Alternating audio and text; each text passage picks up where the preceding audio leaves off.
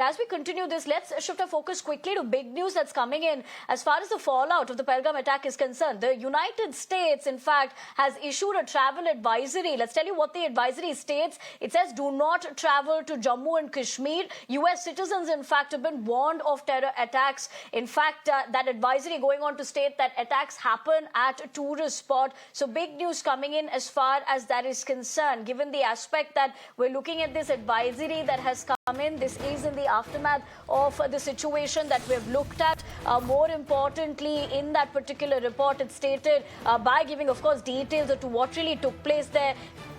Let me cut across to Pradeep Datta, who continues to stay with us. Pradeep, we'll of course get speaking about multiple other aspects as to what we're picking up in terms of where things stand. But with the US issuing the do not travel advisory as well, what do we know so far? Also by pointing out that this particular time, given the fact that, this was a massacre.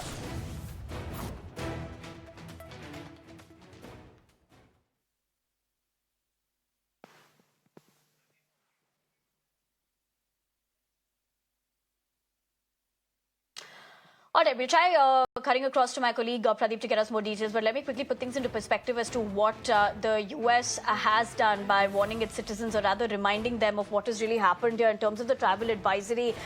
In fact, they have gone on to point out, and I'm quoting the same, that on April 22nd, a terrorist attack occurred in Pelgam, Kashmir, with, of course, reports of multiple casualties, and several cities in India remain on high alert according to the attack as well. Now, they have stated that US citizens are reminded that the Department of State has a do not travel advisory for Jammu and Kashmir, and of course giving further details as far as this is concerned, which is why the US government personnel are also prohibited from travel to Jammu and Kashmir. They've also put things into perspective as far as actions to be taken. Pradeep, the big development here, of course, is with that US issuing the travel advisory by stating do not travel to the region, given the manner in which this attack took place. Because, at the end of the day, looking at those testimonials and horrific details that have emerged, this was a massacre. And given the advisory that's been put out by the US government, what else do we know at the moment? Yes, you rightly said, another big jolt to tourism industry in Jammu and Kashmir. United States of America has come out with travel advisory asking citizens not to visit Jammu and Kashmir in view of the recent terror attack. We saw that on Tuesday afternoon, how the terrorists, they came from the nearby hillocks and they opened fire. I tried to identify people on the basis of the identification. They sprayed bullets, killing them on spot. That led to massacre of about 27 innocent unarmed tourists, and many others were critically injured. And since then, the operation is continuing in that area. Right now, the three-pronged operation is going on. Indian Army, the paramilitary forces, as well as the Special Operation Group of Police. They are part of this operation.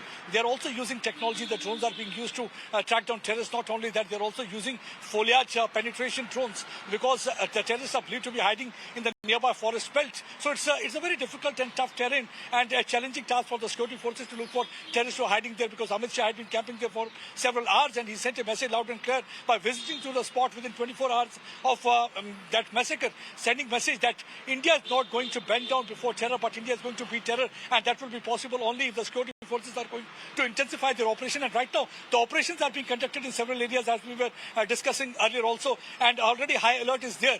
But yes, there's a lot of panic among the tourists. Many of them have already cancelled their booking. They're trying to come back to their respective destination, because that is what actually the terrorists really wanted, because they can't see smile on the face of the people of Kashmir Valley, because their real well-wisher of the people of Kashmir are these tourists, because their presence means prosperity, their presence means peace in this region. And Pakistan can neither see peace nor can they see prosperity, because for the last several decades, they are only involved in death, destruction and devastation. And that's one of the reasons that we saw that yesterday, large number of Kashmiris that came out on the street, they were protesting against Pakistan. But what is unfortunate, even today, we have seen that several of some of those opposition party leaders, they were seen playing politics. When the question was asked to Mehbooba Mufti, she was not ready to name and shame Pakistan, because at times this criminal silence is even more dangerous than gun violence. That's what actually these politicians opt for. The reason being that they look for the vote bank politics, not realizing that being a representative, they need to speak for the people. At the end of the day, what really has happened, that's going to have an impact on the people of Kashmir Valley, because where we saw the tourist bloom, all of a sudden